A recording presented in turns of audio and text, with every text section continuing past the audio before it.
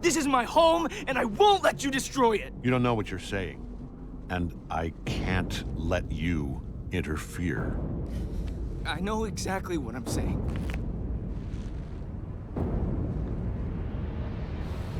So be it.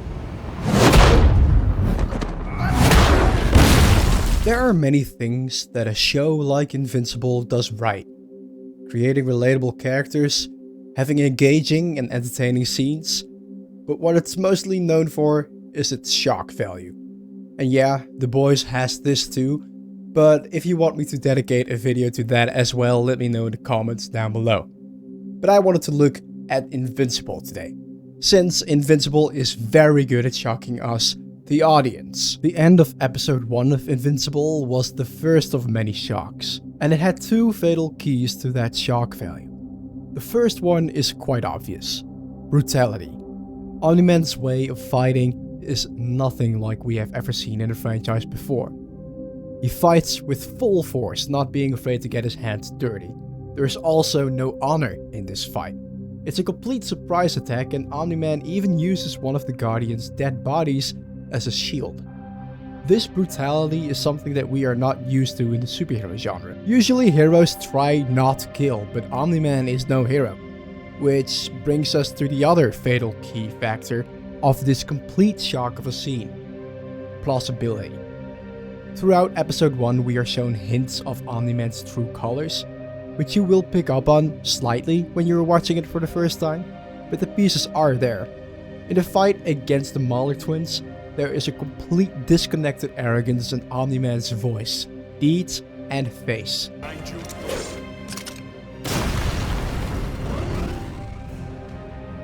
You're welcome. It is clear that he really does not care what is going on or what he's doing, and he's even a bit grumpy at times. Take my hand! I had him. Later, when he discovers Mark gets his powers, he acts a bit weird, until Debbie reminds him to act a lot more human. And while training, he even punches Mark in the chest and is not exactly jumping to help his son in pain. The reason this went over our heads is because of this scene. I don't think you're ready. Hit me. What? Hit me now. Do it! I wasn't ready before, now I am, and I can take it. Come on. I'm not gonna hit you. You never hit me before, okay? It scared me, it wasn't too much, I could take the pain. I'm strong. I know you are. No, you don't! I know you think I can't do this. Hit me and let me prove you wrong. Please, Dad. Please just hit me. Oh, son. I'm strong enough, and I can do this. It's all I ever wanted for as long as I can remember. I want to do what you do. I want to be just like you. You will be, son. You will. Nolan is a good dad when he tries, and he very clearly tries. It puts us at ease and made us more comfortable with the character, relating to him as a dad with a midlife crisis and not a dangerous world conqueror. When it is finally time for Nolan to act and take out the threat named the Guardians of the Globe, he does so. And even though the pieces were there, this entire situation still shocked us. Someone must be controlling him. He would never do this. Regardless, it's him or us. I choose us. Just like the Immortals suggest, we suspect that he might be under mind control or mentally sick to do this. But when we find out it was all intentional, our shocking senses are tested once more. Even after all the hints of the first entire season, people that were smart enough to figure out Nolan's true intentions before this were also shocked by just how brutal he is in this scene. Even though brutality also plays a big role in this shock, there are more factors to why this is incredibly teeth-grinding. And it is motivation. We finally hear about the true intentions of Nolan, but even worse, we learn that he genuinely believes in them. He believes that what he is doing is actually right, and tries to convince Mark of the same. Of course, Mark is not having any of it, but as the audience, this concept is conflicting. We aren't sure if Nolan is truly evil at this point, and how big of a deal he truly is. So is that it? Learning about a man's twisted motivations is what shocked us? Of course, it's not the only thing. The biggest reason is skill. The lengths Nolan is willing to go through to show his son how meaningless human life is. But also the fact that Nolan might just be a pawn of a bigger problem called the Viltrum Empire has us on the edge of our seat as well. Because if this destruction and chaos can be caused by one Viltrumite, imagine what an army can do. But Omni-man's side of the story is not the only shocking part. It's also the fact that even after all of that, deep down Mark still loves his father deeply, which is undeniably unrelatable for us as an audience. Comments like, "What an asshole, don't forgive him," might run through our heads as Nolan is punching down his son.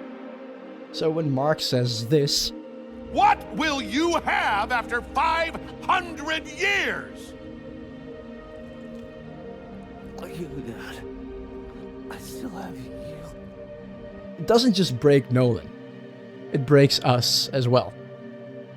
How can one be that loving? We grow to love Mark even more from this point on in Season 2, and I want to talk about the finale of Season 2 for another example. Now, the last shock I want to talk about is very different from the previous two, though that mostly has to do with this guy. And instead of us underestimating the discipline and power of the antagonist, this time we are all collectively overestimating him. Armstrong Levy has been preparing for this moment for the entire season, and mostly off screen, so we have no idea how strong he really is at this point. We've even seen him interact with another Mark from another dimension, so we are completely unsure of what events may have transpired.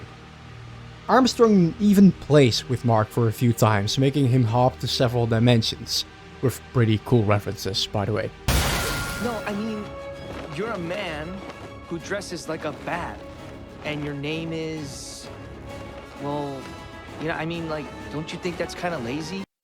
We have never seen a villain have so much influence on Mark's positioning, so we all collectively thought something terrible is about to happen, especially with Debbie and Oliver being threatened constantly. But even now, Mark still uses love, which comforts us. We see Armstrong struggle after Invincible says, You're not gonna hurt them. And you're not gonna hurt me. I don't know what game you're playing, but you're not a killer.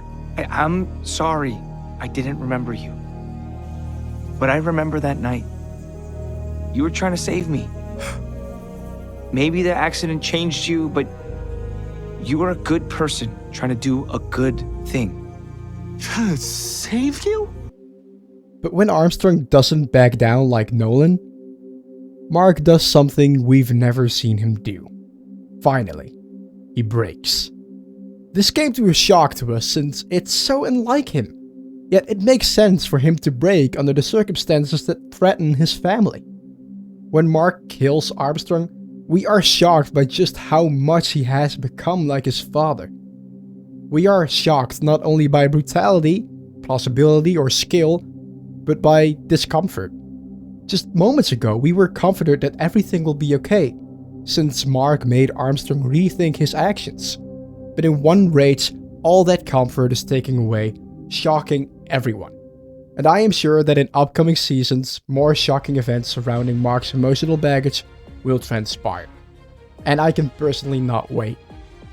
The shock factor of Invincible is unbeaten mainly in the emotional department, while other shows like Game of Thrones or The Walking Dead make you feel like your favorite character isn't safe physically. In Invincible, you worry about your favorite character's physical as well as mental well-being. And if you for some reason have not watched the show, but you have watched the video, first off, why did you click on this video?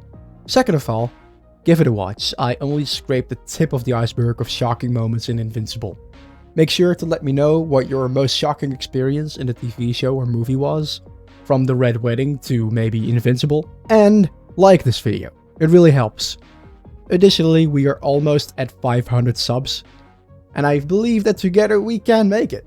So make sure to subscribe and also tell your dad who flew to a different planet after nearly beating you to death to subscribe as well. and I will yap again in the next video. See ya!